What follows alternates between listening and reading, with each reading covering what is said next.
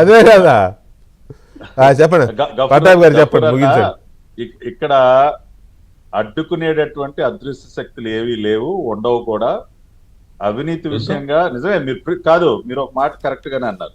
ప్రజలు కోరుకున్నది కూడా ఏంటి, ఆ రోజున ఎన్నికల సందర్భంగా తప్పు చేసినటువంటి వారు కఠినంగా శిక్షింపబడాలి.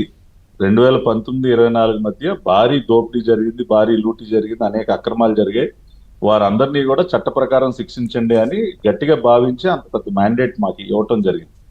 ఆ పని మేము చేయలేదు అనుకోండి, అది మాకు తీవ్రమైనటువంటి నష్టమే, అది నేను కూడా ఒప్పుకుంటా. కాబట్టి అట్లా మేము నష్టపోయేటటువంటి పరిస్థితి మేము కొని తెచ్చుకోము.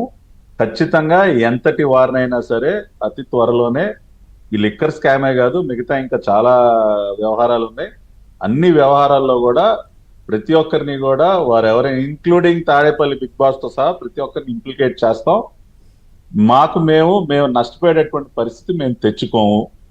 అది దయచేసి మీ దగ్గర ఆధారాలు ఉన్నాయా తాడేపల్లి బిగ్ బాస్ ఇందులో ఉన్నాడని?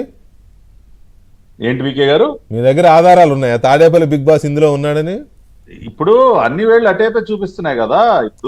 ఇప్పుడు సిట్ వారి 3 వేళ్ళు చూపిస్తారని అరెస్ట్ చేస్తారా, లేకపోతే ఆధారాలు ఉంటే అరెస్ట్ చేస్తారా? సిట్